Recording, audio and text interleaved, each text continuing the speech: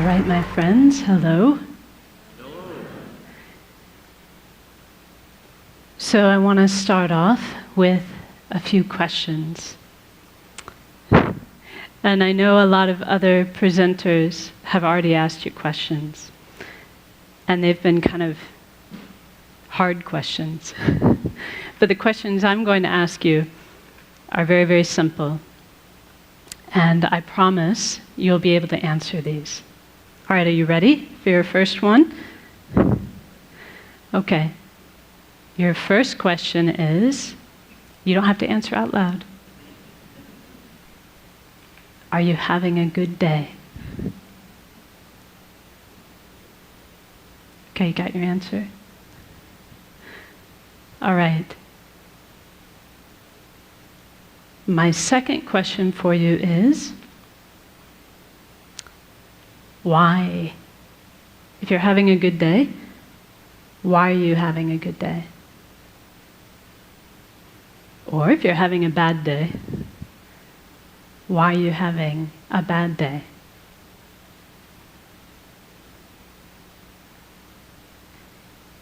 So I have one more question for you. This should be the easiest one of all. My last question is, tomorrow,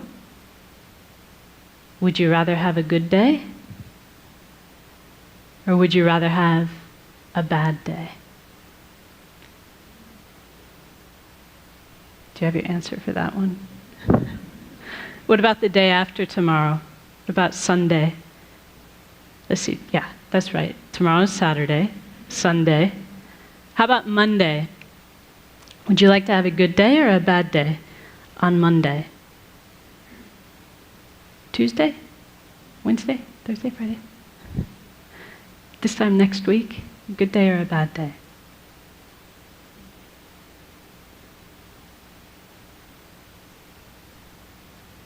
So that last question,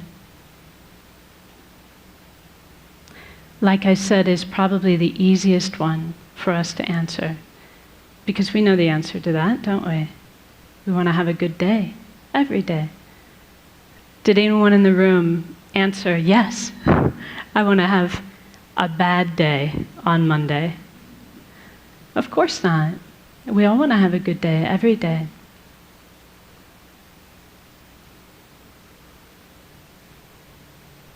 So this is really speaking to the type of happiness that we all wish for in our heart of hearts. We have a good day when we are happy.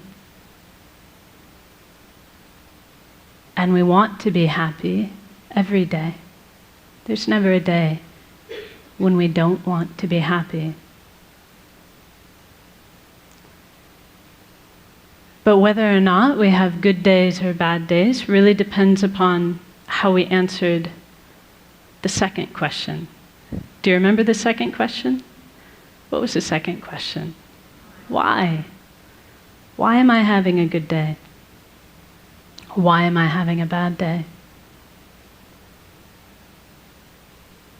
So one thing that my teacher says, his name is Kelsang Nyema, and he says that much of the time our mind is like a balloon in the wind, blown here and there by external circumstances.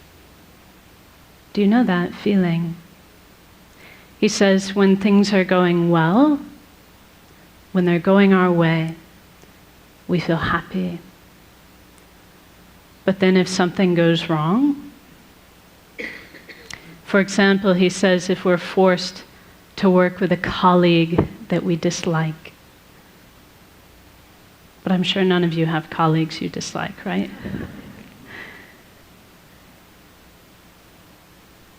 He says if we're forced to work with someone we dislike, or if something doesn't go our way, then our happy feeling disappears.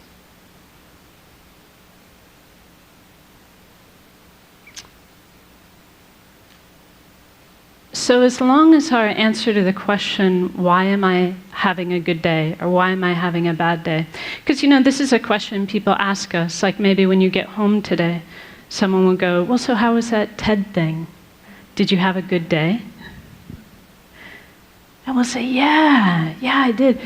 There was this lady, and she talked to us about how we need to be about compassionate towards former inmates, and there was this performer who did this awesome beatboxing thing with his mouth, and this person and that person. As long as our reasons for why we had a good day are a list of external conditions, then we're not going to have the stable happiness that we all want. Does that make sense to you? Because if that's what our happiness depends upon, because we cannot control people and circumstances every single day,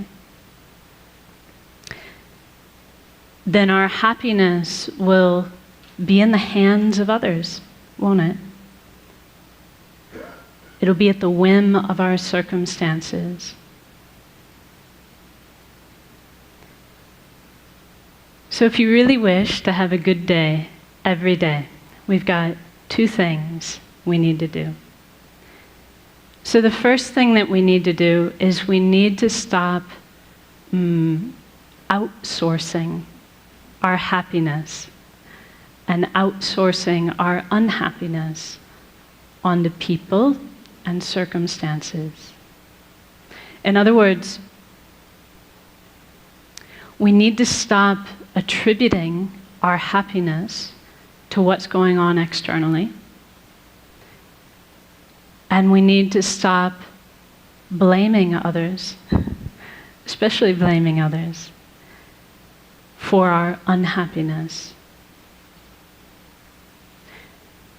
So for as long as we do that, as long as we're making it the job of people and circumstances to make us happy, or as long as we're making it their fault when we're unhappy, our happiness will be very unstable and elusive.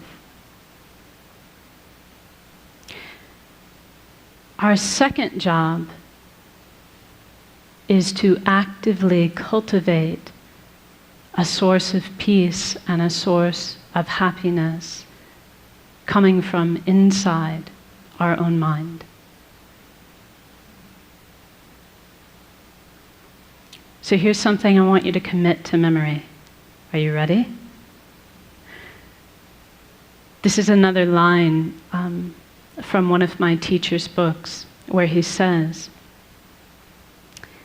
happiness and unhappiness are states of mind, and therefore their real causes cannot be found outside the mind. So if we have a peaceful state of mind, we will be happy regardless of people and circumstances.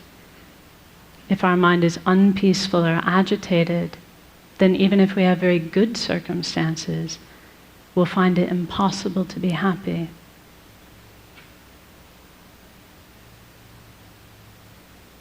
So in other words, it's not what is happening that is making us happy or unhappy. It is how we are responding to those things that determines whether we are happy or unhappy. It is what our state of mind is like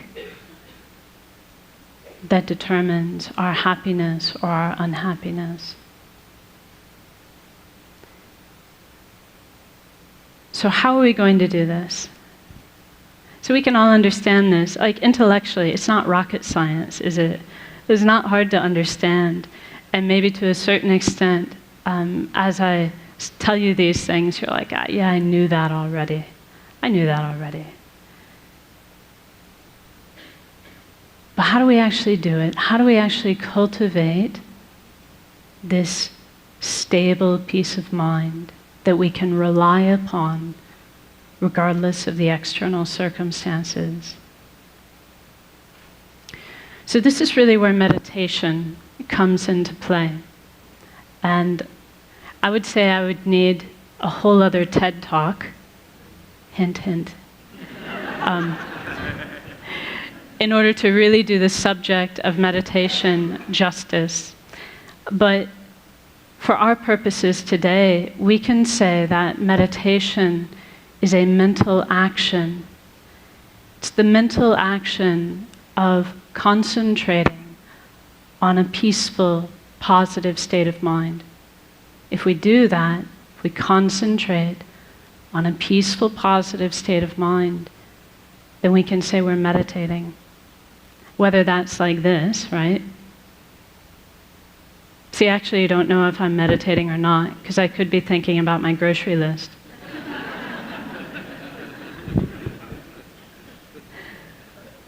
It's only meditation if I'm actually focusing on a positive, peaceful state of mind.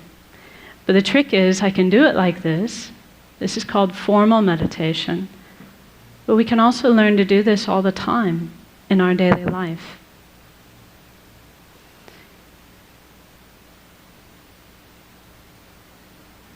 So see, here's a perfect opportunity. We concentrate on a mind of patience. We're not disturbed, not unhappy. So why don't we try it now? Are you up for it? Just a short meditation. According to the clock, I've got 3 minutes left. This is going to be a very brief one. But let's actually try it. Let's try to tap into our own potential for a peaceful, positive state of mind. So now I'll ask you just to sit comfortably and place your feet flat on the floor and your hands within your lap.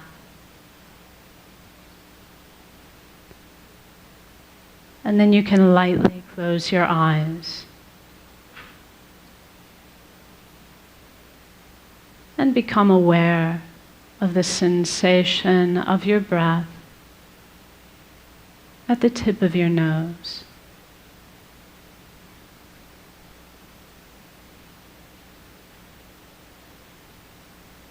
And as you breathe out, you can imagine you are breathing out any agitation,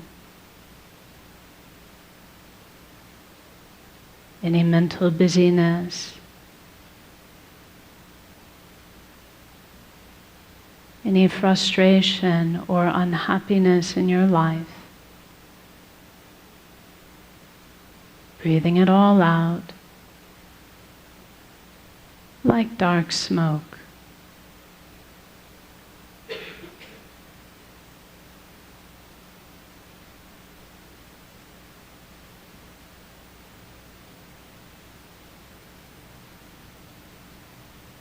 And as you breathe in, you can imagine and believe that you are breathing in a clear, bright light,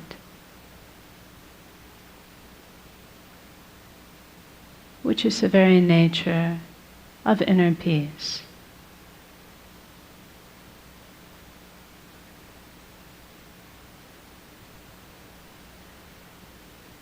And you can imagine that this clear, bright light fills your entire body and mind.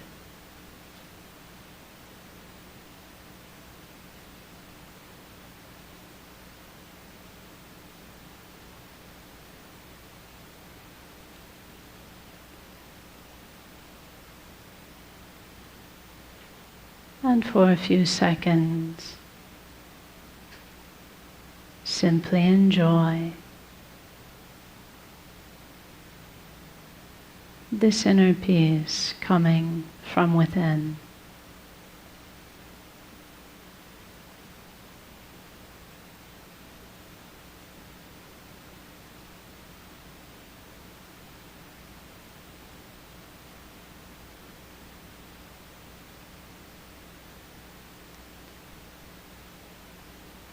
And now as we finish,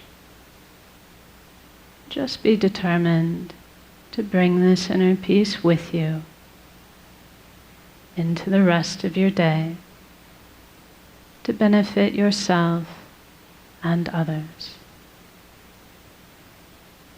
So now we rise from meditation. Thank you very much.